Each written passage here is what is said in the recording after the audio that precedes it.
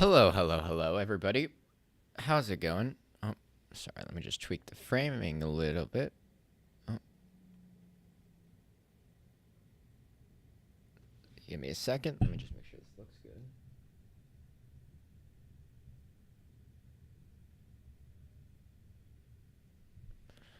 good. Sorry, just a little bit of frame tweaking because there's a lot of empty space. Hello, Daniel. Good to see you again. Um, a good thing right now is that I can hear myself. And really quick, let me just test something because I think this may work. Was that audible at all? Like the.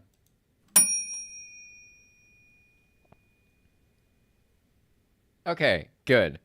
Good, good, good, good, good. That is absolutely fantastic. And in terms of what I did to make that work, I don't actually know. I just turned my computer off and on again from yesterday, and things changed. So I legitimately have no idea what I'm doing correctly about this case. Um, Actually, hold on, give me a second. The framing is a bit off.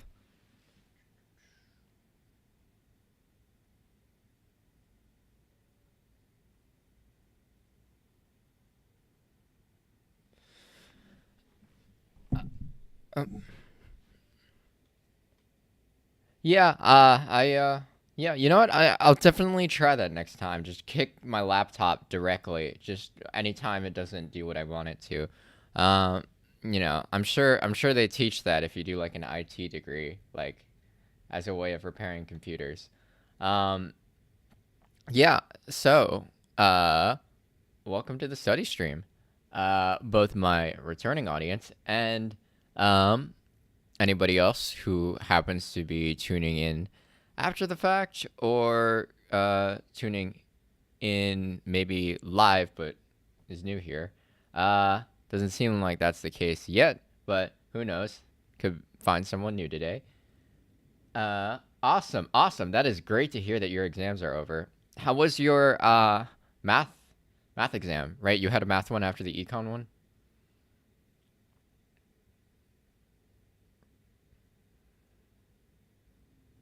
Hopefully it oh that doesn't sound good.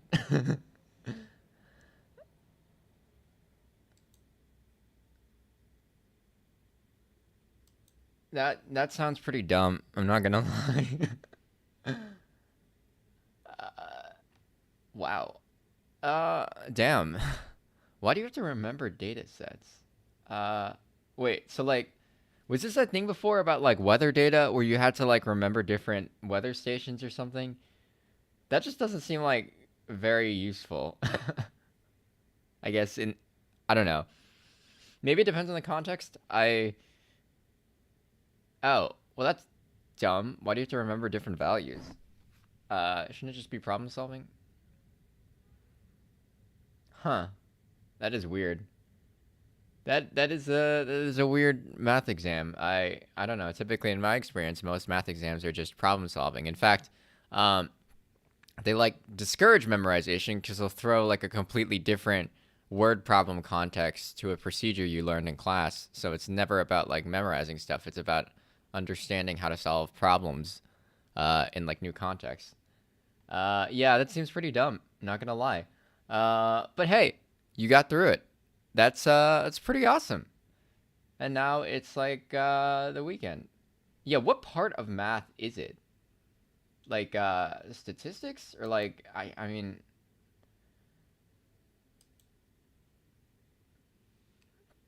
yes, time to code. Well, I mean stats like I feel like stats is like a very problem solving heavy field. Like I mean, I don't know. Like I guess if you really wanted to like teach like a useful stats curriculum, you would make people basically like do projects in like Python or R basically. Like I don't know. I feel like that's the most direct and like career useful way to teach stats. Just like give projects where you have to like come to conclusions about something and like make an argument with like some statistical analysis. Again, with like Python or R, so you also have like job skills like where you can apply that. Yeah, I don't know. Like remembering data sets just seems really dumb. Like you can, I don't know, if you find something on Google, you can just bookmark it. Like I don't, I don't know why you would need to memorize anything. Like, um, I mean, maybe like okay, so maybe like if it was a certain type of data or something about the data source is really unique, and you had to keep in mind at all times that something about this data source is unique, like how it's collected or something. Maybe, but you could also like put that site in a Notion sheet with a little blurb on the side and like a table about like why the data set is unique. So like there really is like no reason I think why just memorizing data sets would be useful. Unless of course like it's again something that like you may need on hand. They should let you use Notion, honestly. Um, that'll definitely future proof you if you get good at using Notion. It's like low key like ridiculous how powerful Notion is for just like organizing everything. Like you can literally build your entire life around like a good Notion system. You don't even need any other external apps for like calendars or to-dos or anything like well, maybe a calendar. But you don't even need like a to-do app or anything like that. You basically just need Notion. Although I use a to-do app externally and whatnot. Yes, please sponsor me. Please, please, please. Need that sponsor money. I feel like I have to add my viewership for that to actually ever happen. But you know what? When that procrastination video comes out, which I'm intending it to be this weekend, maybe this Monday, fingers crossed. Haven't recorded anything yet or finished the script, but I did buy gear that will help me finish the script and finish recording. So that's progress, even though that's basically just me buying gear, pretending I'm actually working. Um, it'll happen. And you know what? After like maybe like 30 to 40 of those, maybe Notion may sponsor me. So who knows? It could happen. Anyways, I've been rambling for a bit. I should probably outline to people like how this works in case they're new and tuning in. Just quick logistics on how this works. We run Pomodoro sessions during these study streams. They go for 50 minutes, and then we have 10 to 15-minute breaks where I chat with live chat in the Discord or on YouTube, and where I reinforce good habits that rest your eyes and reminders to get up and walk around. Yeah, in terms of basic stuff that I always recommend for people joining the stream, it's a good idea to publicly announce specifically what you're trying to accomplish during your work session. So that can be so that can entail a lot of things. For example, hold on, my mic is a little bit loud. For example, that could be specifically stating in live chat what you're trying to work on, which will help you in two ways. It'll keep your end goal very specific, which helps you start working towards your end goal if you know exactly what you're trying to aim for. And two, it gives some public accountability. Yeah, so, people in chat, for example, can check in with one another to see your progress between each work session. If you don't want to publicly announce that stuff or you're not watching live, another thing I always recommend is post-it notes. Write down what you want to get done and post it in the top right of your screen. This, again, makes what you're trying to get done very specific in your mind, makes it easier to start, and it makes it sort of publicly accountable. So if someone, say, walks by you at your desk, they'll see what you're trying to work on, and they'll see your computer screen. So perhaps that's a little bit of public accountability for you as well. In my case, I'm just doing a lot of replanning and reorganization of my systems. I did a pretty comprehensive mind dump yesterday, where I got everything that was concerning me out of my head onto a PDF, basically of a drawing I did, where I wrote out everything. And yeah, now I just have to filter and process that all through my calendar and to-do system, and possibly update some things in sort of my like life planning section of my Notion workspace, just to incorporate all that into my workspace. Yeah, so that's what I'm working on. Sorry, I didn't catch what you're working on, Daniel. App development. Awesome, awesome. Do you have like a specific project in mind that you're working on? Specificity always helps with starting these off. So, for example, in my case, I'm trying to process through at least 50% of the mind dump I did yesterday, which is very, very long and very comprehensive. Um, yeah. And for people who are not watching this live, by the way, specificity is really, really helpful. So, beyond just like, say, like if you have math homework, you could be more specific. So, like, complete this assignment by the end of this Pomodoro. That is often a lot more helpful in terms of getting you engaged in your specific task and helping you be more accountable in general. Yeah. So specificity is always important. What else is there? Other basic things I always recommend. This is now the time to set up your environment ahead of time before we start working. Hopefully you've actually been doing that while just listening to me ramble and engage with chat. But what you want to do during these early parts where I'm just talking is also set up your environment to make it as conducive to work as possible. So that means closing all programs and apps that are irrelevant to what you're working on, if you're working on the computer, and preemptively opening and setting up all the programs and apps that you do need to get what you need done. So, for example, Daniel, right, is mentioned that Daniel mentioned that they're doing an app development thing. Not sure quite what that entails specifically, but what that does mean is that Daniel will probably open a a bunch of programming tools like an integrated development environment, and maybe a tab for say like Stack Overflow to look up questions. And if Daniel has other programs open like Steam, the games platform or whatnot, you should probably close those just so that the distractions are out of the way, and have some friction to starting them up, and just so that there's as little friction as possible to begin working. Hey, Gunami, how are you doing? Welcome to the stream. Glad to see some turnout over here as well. We haven't started yet. I've just been rambling for like past 14 minutes now. Yeah, good to see you. Awesome. So it looks like the live viewership is ticking up again. Always appreciate it when that happens. Always helps out the channel. Anyways, those are the basic logistics for how these streams normally work. Again, if you want to declare publicly what you want to get done over the next 2 sessions, feel free to do so.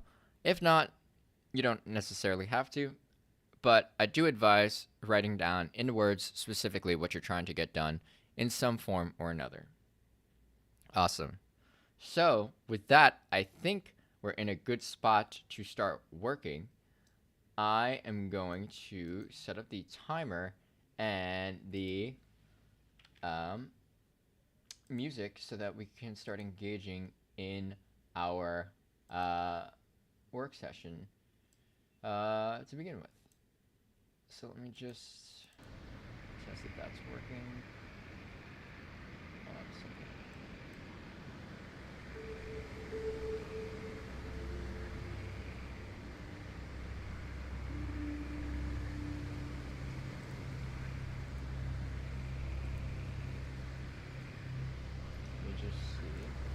Looks like the music is working, as far as I can tell. Oh, wait a second. Having a bit of an issue. That should be routed to here.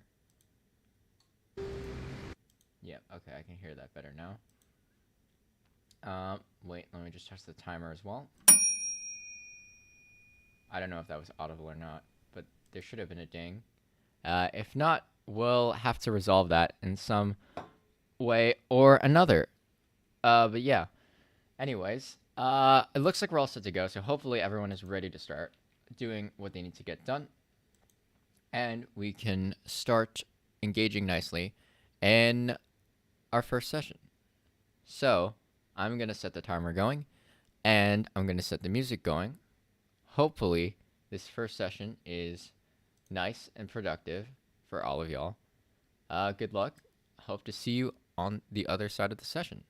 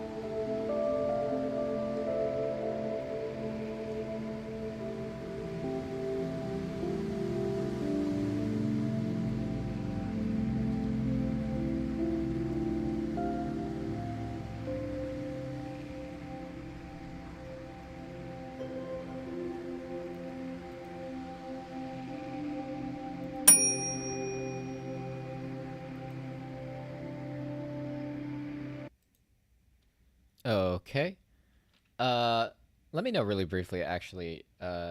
Chat. Did you hear that bell ring by any chance, or was there no bell ring? Is my sound still messed up?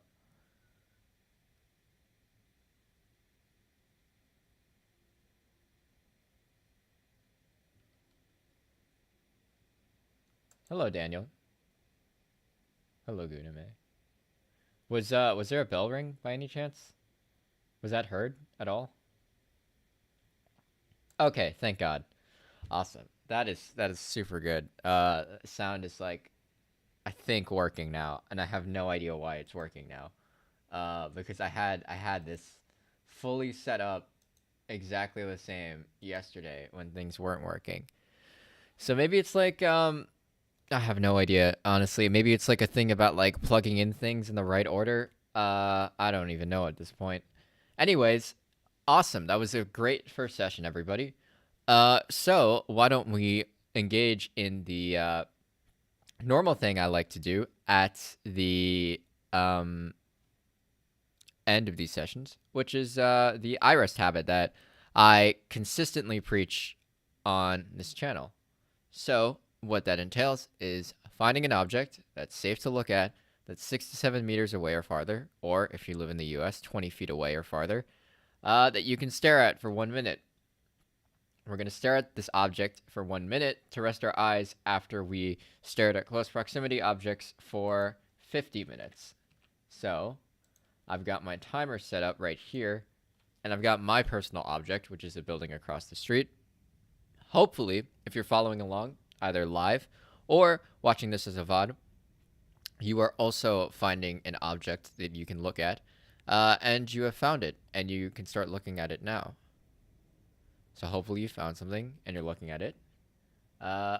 Careful about don't look at a lamp in the sense that like don't stare directly into like the light of a lamp, especially if it's like a bright lamp. This is just my general advice about like don't stare at like bright lights for extended periods of time. That's also not a good idea. But yeah, in general, like the general shape of a lamp, yeah, that's fine. Anyways, yeah, hopefully you have started looking at your object. I'm gonna start the timer now and look at mine. And yeah, this timer should go off in 1 minute. All right, so the timer has started. Hopefully you're looking at your object right now. And yeah, make sure to relax your eyes as you focus your attention on the object. This should be a habit that rests your eyes, not strains it. So don't overly strain your eyes trying to get the object you're fixating on in perfect focus. Just focus your attention on the object. Also make sure to blink. Don't force any blinks, but make sure you are blinking because staring at screens for extended periods of time also reduces your blinking frequency, which can dry out your eyes. Keep looking. There should be a bell sound that sounds when this is over.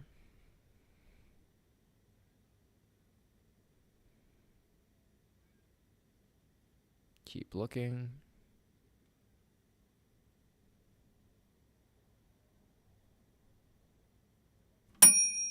There we go. All right. Cool. That is the end of that iRest. Why don't we move on to the rest of the break? Just about 8-ish minutes I'll give us. I actually don't know the right question, the right answer to this question. I've heard that thing about like 8 glasses a day. I have no idea if there's actually any solid evidence behind that, or if that is just like a general rule of thumb that people tend to follow. I mean, certainly you should always drink water whenever you're thirsty. Like, yeah, see, I don't actually know what a glass, what like as a measurement, what a glass would be either. Certainly you should always drink when you're thirsty.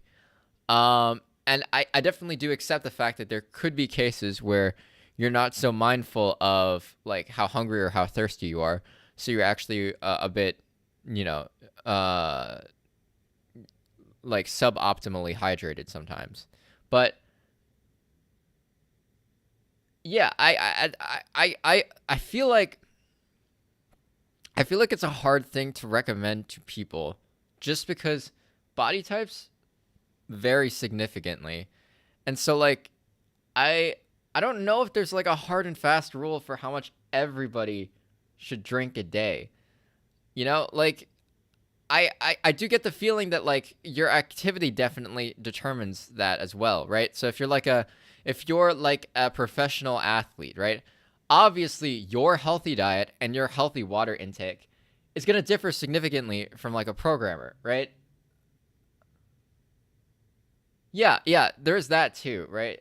So like I don't particularly know what like the good health advice is, just because like body types are like super super different between people, and like needs are super different between people.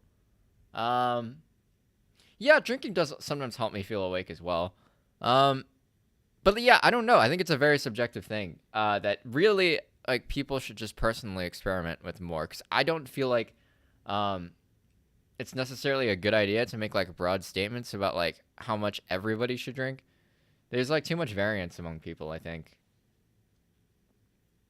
I mean, there's definitely like a minimum, obviously. Like you should actually just like drink water every day. Otherwise, you might start actually getting pretty seriously dehydrated. But besides that, and like don't drink too much such that like your body can't handle it. That's also a thing. Yeah, yeah. I mean, it wouldn't really be responsible for me to, I guess. Yeah. Um, I don't know. Maybe someone with like medical knowledge will eventually join the Discord community, and or maybe some nutritionist or health advisor who can like actually give some sort of subject matter knowledge on the topic. How productive was my session? My session was pretty productive. It's again like a lot of like so like basically right. I at least recently have been preaching about like capturing stuff that's on your mind and then processing it later. Uh, the issue is that I haven't been doing that for several weeks, so I have like a backlog of things I need to consider for like this upcoming winter break. And so it's like a lot of like pulling at old loose threads to try to like figure out what parts of things I need to incorporate in some this upcoming break and what parts I don't need to. Um, so yeah, there's like a lot of googling and a lot of like me calculating on a table how to use like the average 168 hours of uh each week of the break. Um, but yeah, that's where I've been so far. Uh, oh no, I mean it's not an active recall thing. It's like the capture system is like if you have something that comes up in your mind, say like a task, that's in the back of your mind. It's better to just like capture it on a piece of paper or something, or in like your Notion workspace, and then process it later. So like, if I'm working on like a programming assignment, uh, yeah, yeah, right. That's that could be something, right? For sure. Um, yeah. Like that actually is an example of something, right? So like if I wanted to review something like like Gunami, right? And I but it's like not relevant to what I'm working on right now, right? What I would do is I would write that down in like either a small notebook or into my Notion workspace, and then process that later during like a weekly review about like when exactly to schedule that. But because it's not relevant to what I'm doing right now, I should capture that and focus on placing that somewhere in my schedule later on. My issue right now is that I haven't been doing that for several weeks, so that it's sort of kind of been piling up, and so I need to like process like a bunch of different things that have sort of fallen into the wayside and figure out how they fit into my future schedule. Reviewing stuff is definitely amongst them. Um, but yeah, it's helpful to I think do this like fairly regularly, like weekly, just because if you don't, like if you get into my situation where you've spent like 3-ish weeks like not actually capturing or not actually processing all the things you capture, then it becomes really really hard to fit everything again in like one planning session, which is what I'm dealing with right now. So like a weekly routine of like um doing like a weekly review where you just dump everything in your mind about like different obligations you have to do, different tasks you have to do that have in the back of your mind, different projects you think you should be working on, like dumping all that out of your mind onto like a piece of paper or something every week, and then taking each of those things that you jumped out and figuring out where it fits in your to-do list or your calendar. That's a good way to keep those like open loops, or to sort of place those open loops somewhere in your system so that it's not always in the back of your mind constantly.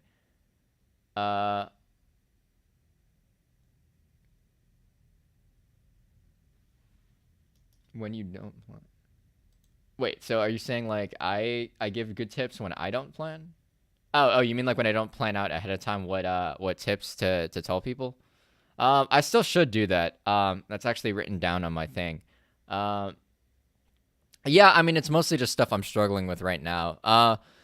I should probably start compiling like a broader list. Like some of the things I've actually written down in my mind dump thing involve like this, right? So for example, there's like a help and resources section of the or there's a notes and resources section in the Discord that I haven't done anything with. Like, so one thing I wrote down was like which is an idea I had a while ago, which was like make a Notion wiki, like tracking all the tips I've said, resources related to those tips, and then like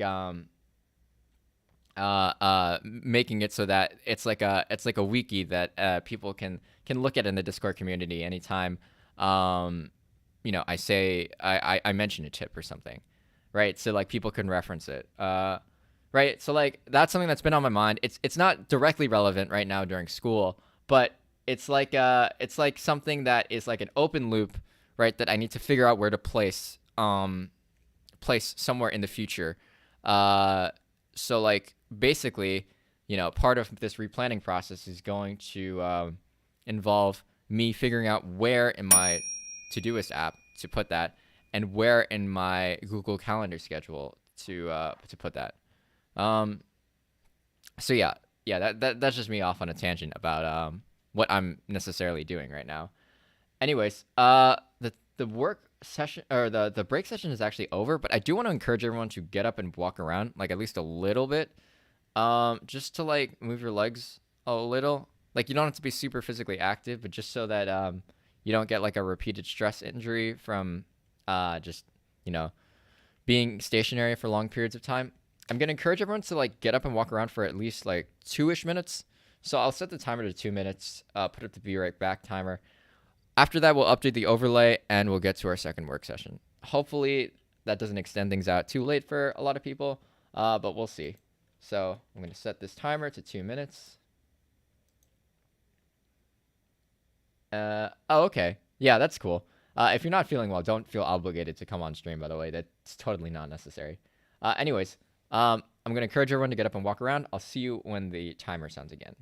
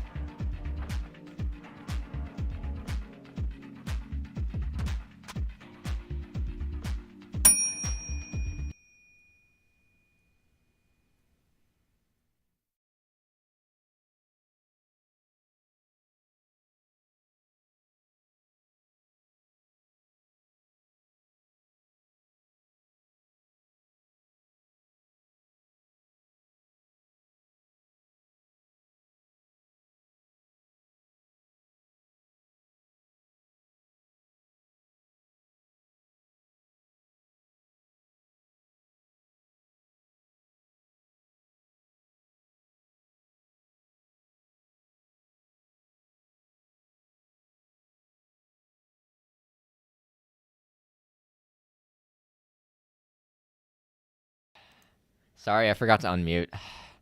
The thing is, I can't monitor my sound right now, so like I have direct monitoring plugged into my microphone so that I can hear like what like just me on the microphone, but it's not connected to my computer, so I can't hear what actually is being monitored on my computer. Just sound issues. It's whatever. I'll figure it out, I guess. Anyways, what I was saying was like what was I saying?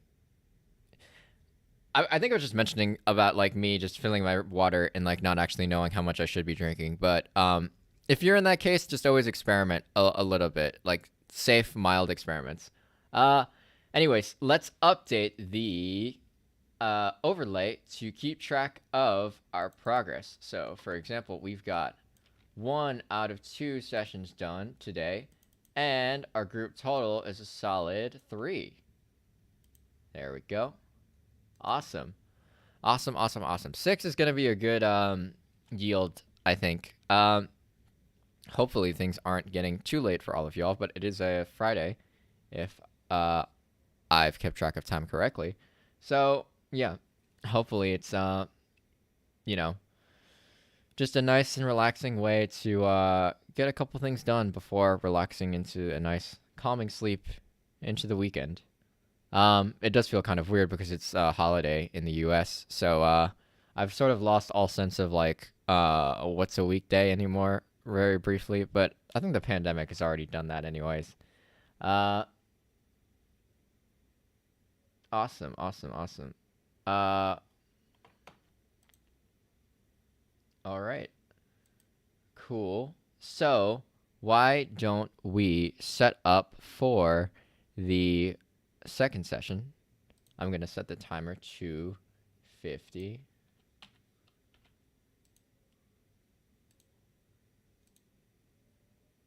And reset the music. All right. So, hopefully you're all ready to continue. We should be ready to go. So, good luck. Hopefully your next session is nice and focused and relaxing. I'll see you on the other side, hopefully, but, if it gets late and you do sort of want to turn in, feel free to do so. You don't necessarily have to notify me or anything. Just feel free to tune out when you feel like you need to. All right, then. Cool. So let's get into our second session and, wrap it up.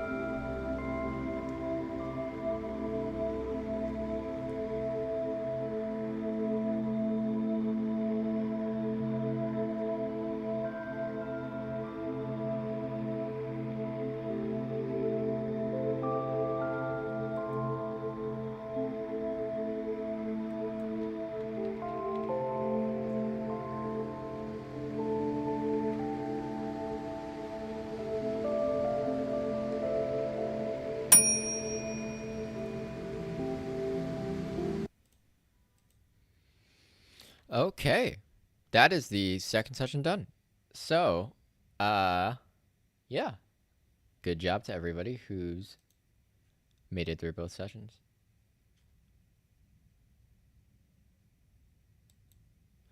All right, chat is loaded. I am going to. Yeah, I know that was really quick. Yeah, I've just.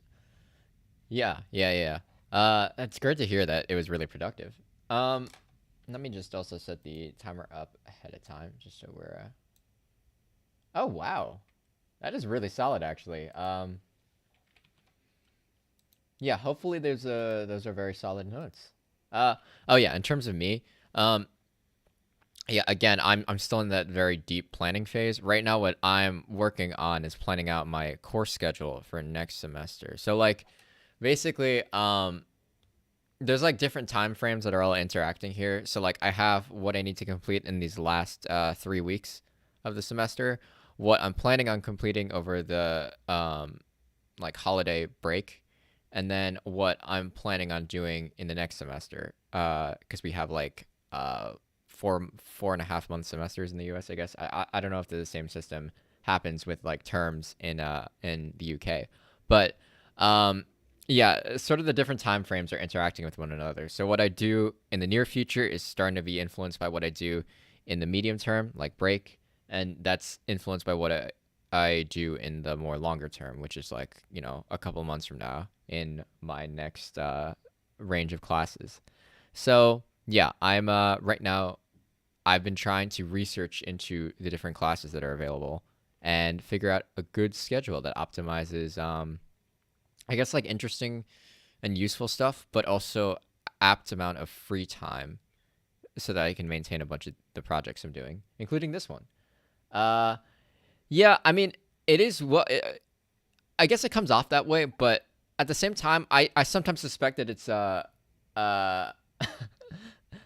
I sometimes suspect that what I do though is productive procrastination, which is like basically like me procrastinating on what I actually need to do in the near term by telling myself that I'm actually preparing for what I need to do in the long term. Which, I mean, if I overplan too much and spend too much time planning, then most of the plans will fall apart because they assume that the near term stuff gets done.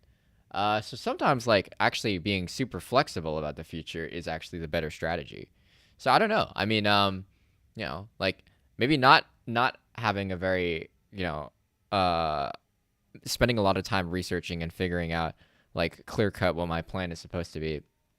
Maybe that's not the right way of doing it. Maybe being more flexible about it is better. Yeah, but I'm glad that your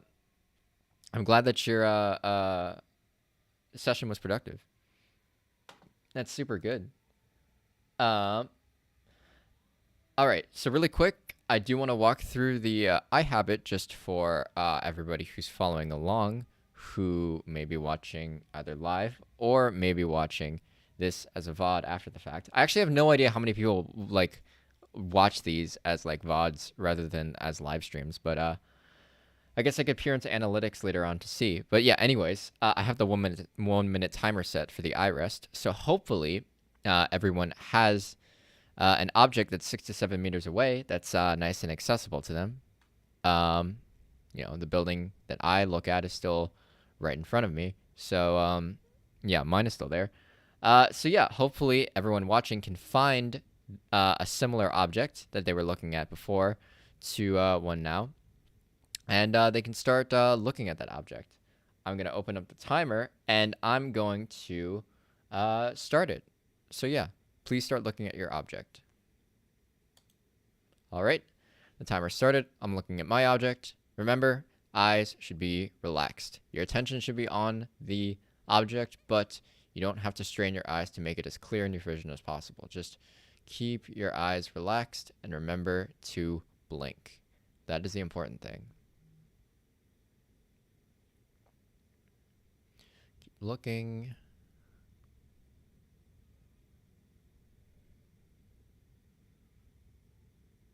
Again, like I've mentioned in previous sessions, if you want to massage around your eyes, in case your eyes are fairly strained from previous strain in the day, you can do that. Just don't rub your eyes directly because that usually introduces some irritants into your eyes.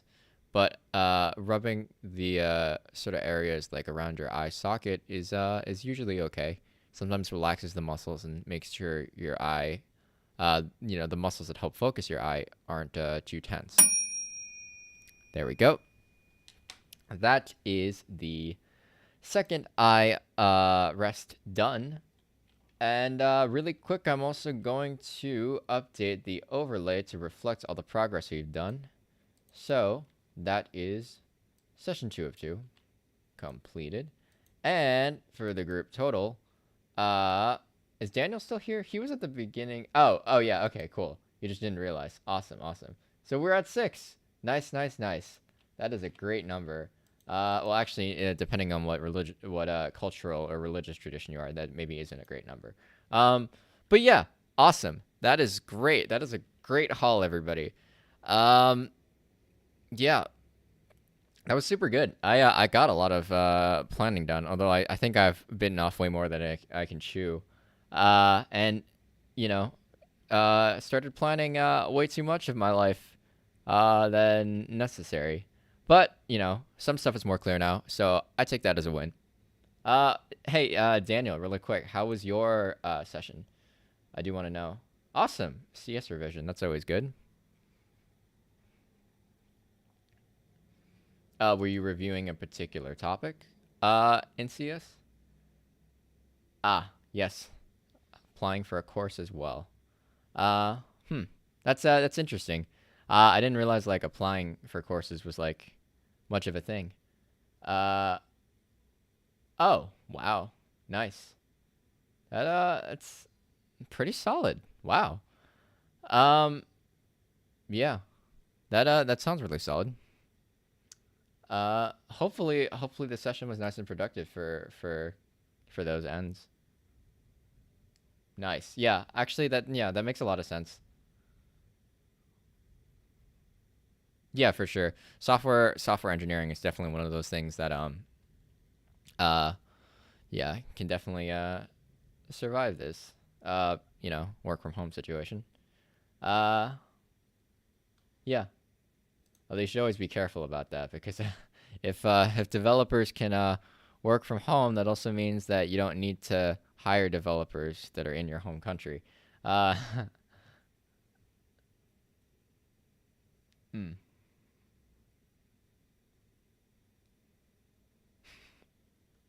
yeah, it's definitely a risk. So like I've heard a lot of people argue that COVID is gonna make people basically like gonna create this whole wave of work at home stuff, especially at tech companies. Um, that's possible for sure. But I really do think though that at the end of the day, in-person collaboration is still, at least right now, like far superior than online virtual collaboration. So, uh, I mean, like, I wouldn't actually worry about that too much. I think for the most part, virtual stuff, although like it'll be a bit more normal, it won't be the norm. You're still, I think, for the most part, gonna have the most creativity and innovation from in-person teams. Um,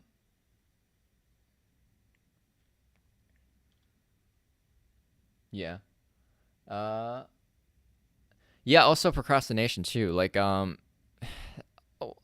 suppose that's also like an issue at work, but like, at least having the presence of other people, like physically, it's definitely a different amount of social accountability. It's basically what we're trying to emulate right here. Like as if like we were a bunch of friends who got together for like a study session or something.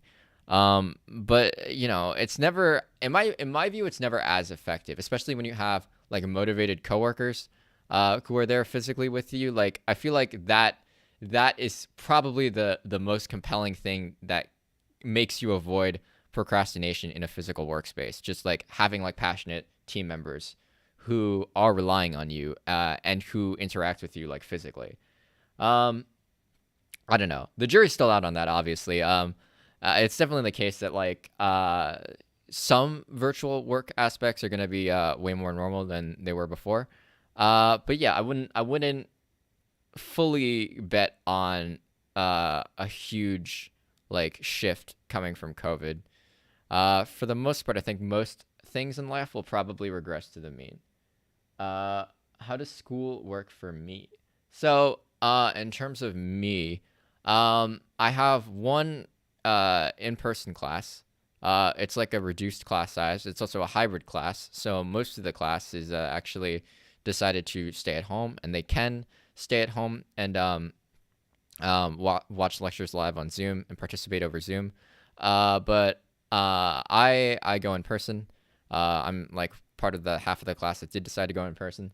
My all of my other classes are virtual. It's including my operating systems class, like the computer science ones, but also some business ones as well, and an econ one. So yeah, it's a bit of a mix. I do get some like in person class time though, and in general, I do feel like there is something that does get lost over like Zoom learning. It's also the case that some people are way more adept than others. Uh, yeah, I've heard that. That's a bit scary. I guess if you have sufficient funding and sufficient measures to make sure infections stay down, for the most part, that's okay. Yeah, yeah. In the U.S., that's very much more difficult to come by. There's a lot of political economy infighting over funding, to who, to where. Different stakeholder groups sort of arguing about how funding should be distributed and whatnot. Uh, yeah, yeah, that stuff is really good. Yeah. Um, yeah, unfortunately in the U.S. it's a bit more iffy in a lot of places, especially with like a lot of like anti-science people, I guess, or science skeptical people, I guess, who are sort of not too keen on the whole mask thing. Um, it's a bit weird. I don't know. I my family comes from China, and so like I think after SARS, basically like East Asia, like it became very very normal to like wear masks, like pretty regularly, especially when traveling. So like I don't know, it's super weird, honestly, because like I guess coming from like my parents' cultural background, probably wouldn't understand like the whole like anti-mask thing in the U.S. at all, because like I don't know, like I guess they like went through like a pretty significant, almost really bad pandemic back in the early 2000s. So like wearing masks to protect other people and to protect yourself is kind of like a norm. Uh, but I guess more I guess like libertarian Western countries sort of have to adapt to that. And hopefully the U.S. learns from that. Hopefully people's hygiene sort of gets better, um, which would be nice. Uh, sort of I don't know if it's a good trade off at the cost of how many people sort of suffered in the U.S. as a result of like this not being a cultural norm. But if it saves lives in the future, at least that's something, right? Uh, yeah. Anyways, yeah, that's just me briefly like dipping into politics a little bit. I don't want to necessarily do that though, because I don't really want to alienate anybody. Um, yeah, adaptation is definitely necessary at times. It's just that especially when it comes to political stuff, adaptation is like sometimes painful for specific people more than others, and navigating that is ridiculously hard and always has been hard throughout human society. Um, it's the same thing with like technological change too, like automation and whatnot. It is adaptation, it is inevitable adaptation, but like it's super painful for very specific groups, and no one really knows how to make it less painful in a way that's acceptable to everybody. So struggles of running a society and whatnot. It's a good topic in economics too, just like welfare economics and public choice theory. I don't know, Daniel, if you're interested in economics, those two fields maybe relevant, especially for topics like that. Anyways, um, right. So I think that should wrap up the stream. Um, I usually end these with a productivity tip. So, uh, what was I gonna say? I guess yeah, the weekly. Did I think I mentioned the weekly review last time actually. So maybe I should come up with something new to talk about. So I guess maybe elaborating more on what I tend to do with weekly reviews might be helpful. So like uh Yeah, no problem. No problem. I'm glad you enjoyed it. In terms of elaborating what I do with my weekly review system is not perfect at all. It's actually quite inefficient. I still need to optimize it. But the general idea that I sort of go for is you write down everything that's on your mind, all those open loops, all those obligations, all those random tasks and thoughts and things you should look up um, into a capture system. And at the end of the week, you review everything you've written down and put that into your system. So what does it mean to put it into your system? So typically the layers I have in my system is a giant sort of like life planning document, which is very supposed to be very general. So basically things like in general, what am I sort of aiming for like over the next 1 to 3 years, like 5 to 10 years and whatnot. What sort of like values motivate my life and whatnot. So you basically you make a giant like life planning file with different sort of time horizons. That you should never like that you shouldn't necessarily change too rapidly or review all the time. Unless something big happens in your life where you do have to shift one of those, then definitely do that. But you don't necessarily have to review it, frequently. What you do have to review frequently is the two layers that I interact with pretty much every week and every day, which is the to-do list and the calendar. So the calendar plans out the actual time frame of everything that is on the to-do list. The to-do list basically organizes a bunch of projects, which are things you're working on that take multiple steps. So each to-do list will have different amounts of projects in different categories, and each of those projects will have beneath them specific to-do list steps. And then finding the time for those to-do list steps is what the calendar is for. So the main thing you do with those mind sweeps is if it's really big and like life-changing, you reference the life planning document and you maybe change it. If it's like iffy, you don't really know if you should even bother with it, maybe consult your life planning document, see if it's actually relevant to what you're sort of intending to go for through your like near-term goals, maybe like in the next year or so. So that can sometimes be filtered.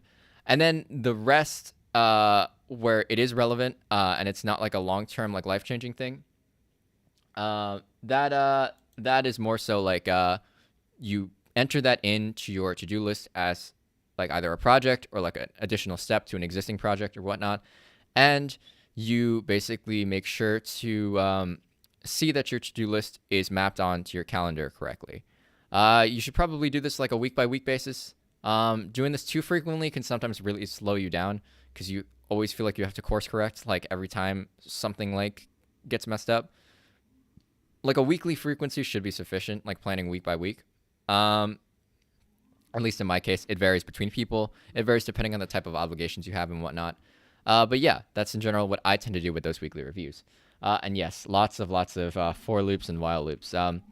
That's actually the point of why you want to capture things, because like if you have something that just like a random thing that keeps bothering you, like, oh man, like in like 5 months I have to pay my taxes or something like that, right?